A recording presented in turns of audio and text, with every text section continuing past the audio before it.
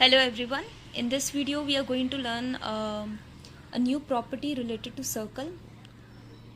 On the basis of that we are going to solve practice set 17.2, that is standard 8 Maharashtra board. Practice set 17.1 video is also uploaded. You can find its link in the description over here below. So let us start. So we are going to learn about congruent arcs. Okay, that means the arcs which are same, of equal measure. So let us understand this. If the measures of two arcs of circle are same, then two arcs are congruent. So how, if the measure of two arcs of a circle are same, then the two arcs are congruent? We are going to learn that, okay, with the help of an example. Now over here, as you can see this circle, okay, so let us consider now. We'll consider that these two angles, as you can see the identical mark over here, that means angle AOB is congruent to angle DOC. So let us consider that measurement of angle AOB is equal to measurement of angle COD. Okay, if these both angles are congruent, that means if the measure of these two angles are congruent, then their corresponding arcs are also congruent. That means arc AXB and arc DYC are also congruent. So therefore measurement of arc AXB is equal to measurement of arc CYD. So that means if these two angles are congruent, these arcs are also congruent. So we can say that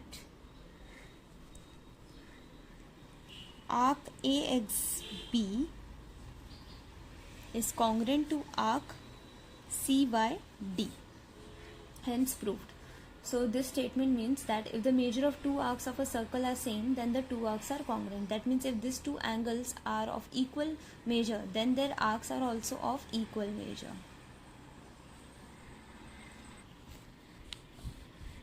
So for example, if these two arcs measures 55 degree,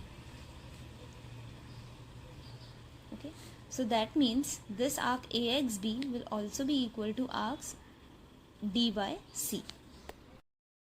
Now we know that if two angles are congruent, their corresponding arcs are also congruent. Similarly, if these two arcs are congruent, then their corresponding chords are also congruent.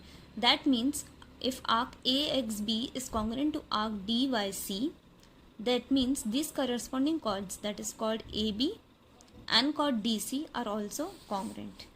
So this is the first point that we discussed just now. The chords corresponding to congruent arcs are also congruent. That means if the arcs are congruent, their chords are also congruent.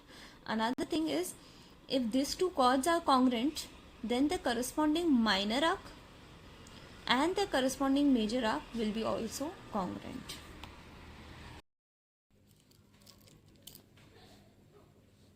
Practice set 17.2. Now we'll be solving the first question on the basis of the properties which I explained to you all. The diameter PQ and RS of the circle, that means these two diameters PQ and diameter RS, are perpendicular to each other. So as you can see in the figure over here, they are perpendicular. Now we have to state why our arc PS and arc SQ are congruent. That means we have to prove that PS is congruent to SQ. And also we have to write down the reason, state the reason. Apart from that, we have to write down other arcs which are congruent to arc PS. Okay, so in a similar way we have to write down other congruent arcs, that is to PS. So let us see how to solve this question. Okay, now let us, in order to solve this, we'll use the given information. So we'll write down by stating that diameters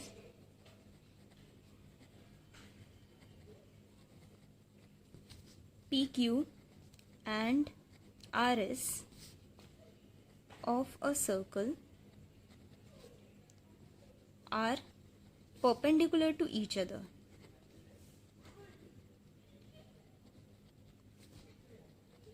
So using this information which is given in the question,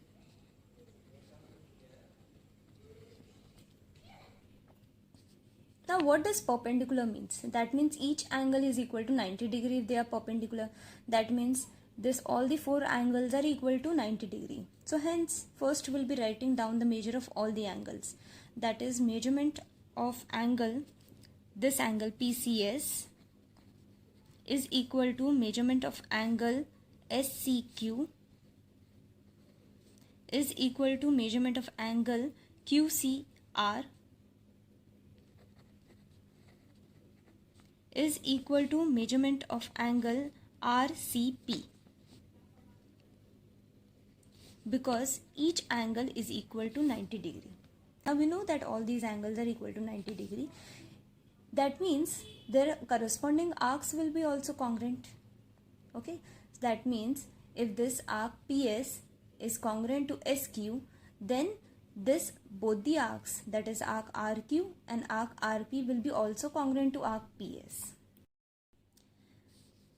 That means measurement of arc PS, this arc, is equal to measurement of angle PCS. Okay, this arc, the measurement of this arc is equal to the angle which is opposite to the arc. So this is the angle, that is angle PCS, which is equal to 90 degree. Then in similar way, measurement of arc SQ is equal to measurement of angle SCQ 90 degree. We'll name this as second. Okay. Similarly, measurement of arc RQ.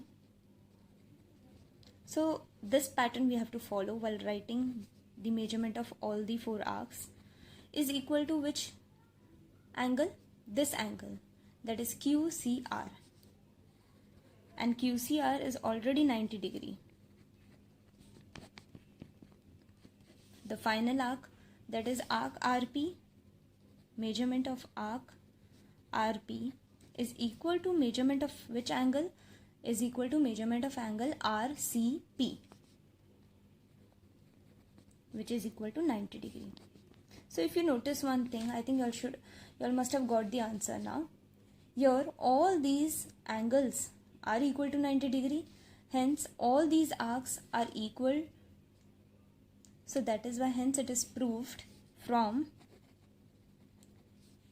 we have to prove that why arc PS and arc SQ are congruent. They are congruent because their angles are also congruent. So from, we have proved over here, that is from 1, that is measurement of arc PS, and 2. So from 1 and 2. That means from this both information, which is equal to 90 degree, we have proved that arc PS is congruent to arc SQ. So our first part of the question is already answered. State why arc PS and arc SQ are congruent, and since it is answered, now we have to write down other arcs which are congruent to arc PS. So we can prove that, we can say that from 1, 3 and 4. Okay, we have to find out other arcs. Now SQ is already written that they are congruent. We have already stated the reason also. But now we have to mention other arcs which are congruent to arc PS. So SQ is done. Now the two arcs left are RQ and RP. So from 1, that means this arc, and 3 and 4. From these four information, arc PS, we can say that arc PS is congruent to arc RQ and PR. That means arc RQ and PR are also congruent to arc PS. So therefore arc PS is congruent to arc RQ and RQ is congruent to PR. So we are done with solving the first question. Okay, this is the second question from 17.2. In the given figure, that means this figure which is given in the textbook as well, O is the center of the circle whose diameter is Mn. This is the diameter. Measures of some central angles are given in the figure. As you can see over here, few angles are given over here, the measure of few angles. Now, we have to find this following. Measurement of angle AOB, that means this angle, angle AOB. We have to find the measure of this angle. And we have to find the measurement of angle COD. So let us see how we'll find out, and the rest of the two also we'll see. First we'll solve the sub question number 1. Okay, now here we'll write down, in order to solve this, Mn is the diameter,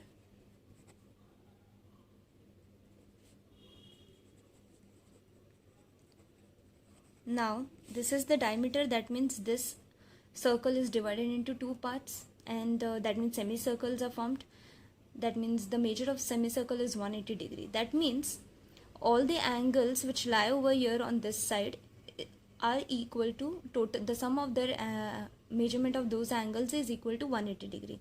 That means 100, we'll consider this, we don't know what is this angle, so the addition of this angle, measurement of this angle as well as this angle should be equal to 180 degree.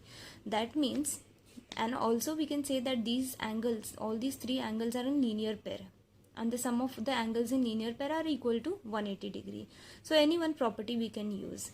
So over here I'm writing down the name of the three angles, that means angle MOA, measurement of angle MOA, plus measurement of angle AOB, plus measurement of angle BON is equal to 180, because angles in linear pair are supplementary. Supplementary means 180 degree. So this is the reason we are going to use. So when we solve this, when we substitute the values, we'll get the measurement of angle AOB. As you can see, we have to find out the measurement of angle AOB. So let us substitute the values. What is the measurement of angle MOA? Here it is given already in the question, which is 100. We don't know what is the measurement of angle AOB, so we'll write it down as it is. We know that angle BON is 35. Now we'll solve this equation. So measurement of angle AOB plus 100 plus 35, 135 degree.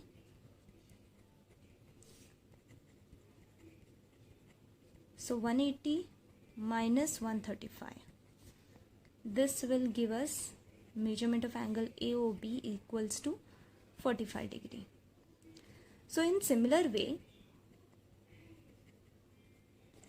you can find out the measurement of angle COD.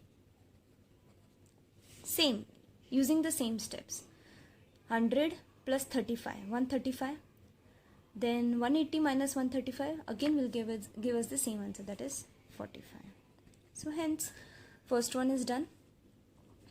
Now second one.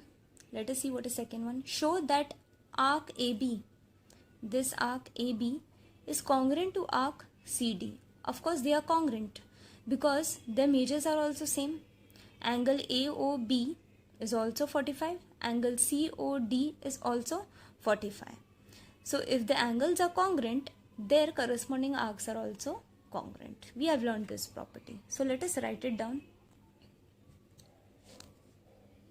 Measurement of arc AB is equal to measurement of arc is equal to measurement of angle AOB. That means this arc AB, measurement of this arc is equal to measurement of angle AOB, which is 45 degree. Similarly, measurement of arc CD is congruent to measurement of angle COD. COD is equal to 45 degree. That means if both the angles are equal to 45 degree, their arcs are also equal. Hence it is proved. measurement of arc AB is equal to measurement of arc CD. Therefore, arc AB is congruent to arc CD because arcs are of the same measure. Now let us see what is third one. The last question. Show that chord AB is congruent to chord CD. Now if the arcs are congruent, correct, since we have proved over here that the arcs are congruent, the corresponding chords are also congruent. That means if arc AB is congruent to arc CD, therefore chord AB is also congruent to chord CD, which is asked in the question. We have to prove that. So if the arcs are congruent, their chords are also congruent, because we'll write down the reason. Corresponding chords of congruent arcs are congruent. We have learned this property. So hence we are done with 17.1.